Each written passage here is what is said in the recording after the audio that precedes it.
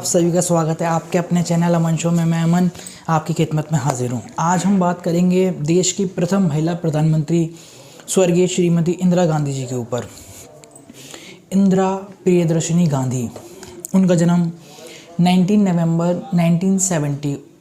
नवंबर 1917 में इलाहाबाद ब्रिटिश काल का, जो कि अब प्रयागराज के नाम से जाना जाता है, उधर एक ब्राह्मण परिवार में हुआ। उनके पिता पंडित जवाहरलाल नेहरू और उनकी माता कमला नेहरू थी। जो प्रियदर्शिनी नाम है उसके पीछे की एक बहुत ही अच्छी कहानी है, वो मैं आपके साथ साझा करना चाहूँगा। 1934 टू 1935 का जब टाइम चल रहा था, तब डॉक्टर रविन्द्रनाथ टैगोर जी ने शांति निकेतन बनवाए थे, जिसका नाम था विश्व भारती विश्वविद्यालय। जब वे वहाँ पर अपनी शिक्षा कर रही थी तो उनकी मुलाकात अक्सर डॉक्टर रविन्द्रनाथ टैगोर जी से हो जाया करती थी। तब उन्होंने प्रियदर्शिनी नाम डॉक्टर रविन्द्रनाथ टैगोर ने दिया था। इसके पश्चात 1936 18 वर्ष की अल्प आयु, जो कि एक बालक अवस्था कही जाती है, उस उम्र में ही 18 साल की वर्ष में मात्र उनकी माता का देहांत हो गया।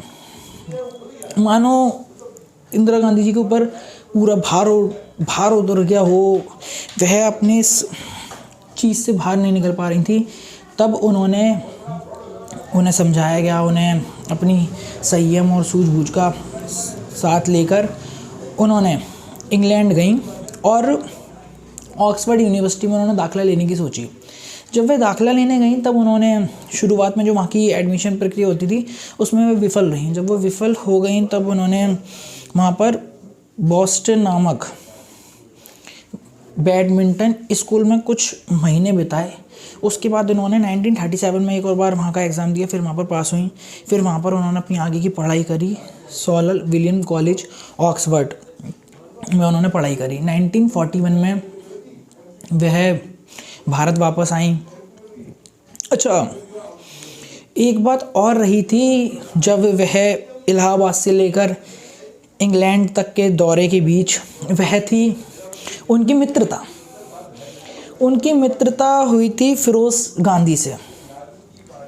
फिरोज़ गांधी से उनकी मुलाकात हुई तो वह मुलाकात शादी में बदल गई। जब वो 1941 में भारत वापस आई, स्वतंत्रता आंदोलन में उन्होंने पूर्णतः सहयोग किया, उसमें बढ़ चढ़कर भाग लिया। तब 16 मार्च 1942 में उनकी शादी फिरोज़ गांधी जी से करा दी गई। तो यह सफ़र था इंदिरा प्रियदर्शिनी नेहरू से इंदिरा गांधी बनने का। जब उनकी शादी करा दी गई 1942 में, तब उनका जीवन बहुत ही ज़्यादा अच्छा और बहुत ही ज़्यादा बेहतरीन चल रहा था। अब 1942 में स्वतंत्रता आंदोलन में भाग लिया। उन्होंने बचपन में उनके दादाजी थे वह और उनके पिताजी वह राजनीतिक थे और उनका परिवार राजनीतिक रूप से था, तो उनका भी पूर्णतः पहले से ही राजनीति की तरफ ज़्यादा अधिक झुकाव था।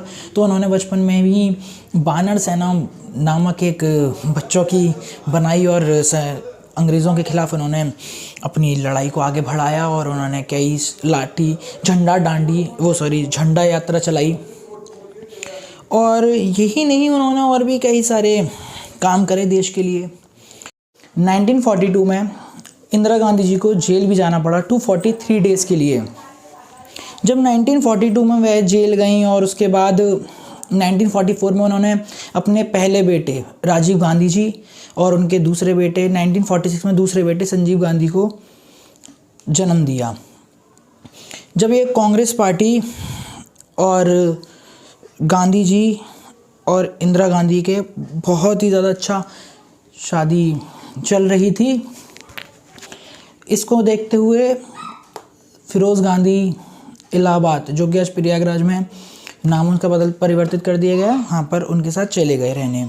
जब वे वहाँ पर गए तो उन्होंने काम के लिए कांग्रेस पार्टी नामक समाचार और एक बीमा कंपनी में काम करा।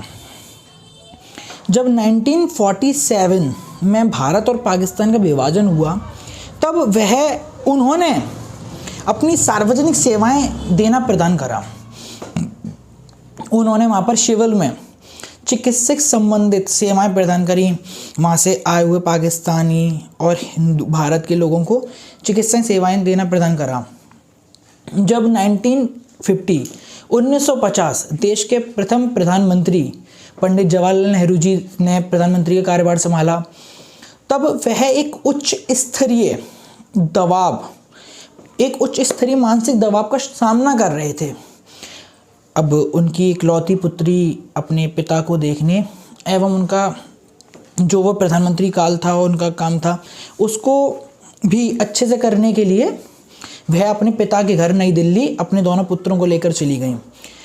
इसी बीच फिरोज गांधी और इंदिरा गांधी जी का अब वैवाहिक जीवन की जो विडंबना, जो खराबी आई, वो यहीं से आना स्टार्ट हुई।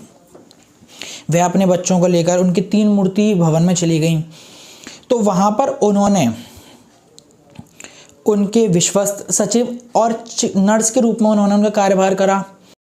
1951 में उनके पति और पिता ने रायबरेली उनके निर्वाचित क्षेत्र से चुनाव लड़ा और उन्होंने दोनों के लिए ही प्रचार प्रबंध का काम संभाला। फिरोज़ ने अपने ससुर नेहरू जी से इस प्रतिद्वंदी के बारे में सलाह मशवरा करना भी ज़रूरी नहीं समझा। उन्होंने उसके बारे में उनसे कोई भी सलाह मशवरा नहीं करा। फिरोज़ ने बहुत ही कम समय में अपनी अलग ही राजनीति में छाप बनाई। उसके पीछे की वजह ये थी कि उन्होंने राष्ट्रीयकृत बीमा उद्योग में घटे प्रमुख घोटाले को उजागर करा और उसके उपरांत ही नेहरू जी को अपने सहयोगी वित्त मंत्री को इस्तीफा देना पड़ा। इसके चलते उन दोनों के बीच में, इंदिरा गांधी और फिरोज़ गांधी दोनों के बीच में काफ़ी लड़ाइयाँ हुई, काफ़ी उनके मनमुटाव हुए। इसके मनमुटाव के चलते उन्हें एक बार दिल के दौरे का भी सामना करना पड़ा। जब वह अपने पिता के संग विदेशी दौरे पर गई थी, तब उनके पति की मृत्यु हो गई 8 सितंबर 1960। 8 सितंबर 1960 में उनके पति की मृत्यु हो गई।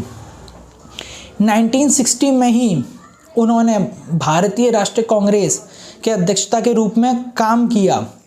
वह अपने 27 मई 1964 में जब उनके पिता की मृत्यु हो गई, तो उसके पश्चात देश के प्रधानमंत्री स्वर्गीय श्री लाल बहादुर शास्त्री जी के नेतृत्व में उन्होंने चुनाव लड़ा और तत्कालीन सूचना एवं प्रसार मंत्री बन गई। 1966 में कांग्रेस पार्टी के 2 भागों में उसके विभाजन हो चुके थे। एक था इनका गुट जो था सक्षम और दूसरा था मोरारजी देसाई का जो था रूढ़िवादी। जब इन दोनों गुटों के मनमुटाव आपस में होने लगे तो कांग्रेस बुरी तरह से बिखर चुकी थी। तब इन्होंने अपने प्रधानमंत्री काल में वित्त मंत्री एवं उप प्रधानमंत्री मोरारजी देसाई को बनाया। 1969 में इन्होंने बैंकों का राष्ट्रीयकरण भी करा और अन्य कई सारी योजनाओं का इन्होंने शिलान्यास करा और अपना प्रधानमंत्री का कार्यभार इन्होंने बहुत ही ज़्यादा अच्छी तरह से संभाला। 1981 operation blue star Jarnail Singh Bhindranwale अलगाववाद सिख आतंकवादियों का समूह लेकर सिखों के पवित्र धर्म तीर्थ हरमिंदर साहिब के परिसर में घुस चुके थे। वहाँ पर हज़ारों की तादाद में भीड़ होने के बावजूद स्वर्ण मंदिर के अंदर प्रधानमंत्री जी ने उनको आतंकवाद का सफाया करने का आदेश दिया। 31 अक्टूबर 1984 में उनके बहुसंख्यक सुरक्षा कर्मियों में से 2 सतवंत सिंह और बेअस सिंह नामक सुरक्षा गार्डों ने उनकी बंदूकों से उन्हें छलनी कर दिया। जब उन्हें उनकी निजी कार से एम्स ले जाया जा रहा था तो उन्होंने रास्ते में ही दम तोड़ दिया। 3 नवंबर 1984 में उनका राजघाट के नज़दीक अंतिम संस्कार किया गया और उस जगह को शक्ति स्थल के नाम से जाना जाता है। अगर मेरे से इसमें कोई गलती हो गई माफ़ कर देना। मेरा मकसद किसी की भावना को ठेस पहुंचाना नहीं था, केवल और केवल जानकारी देना था लोगों को।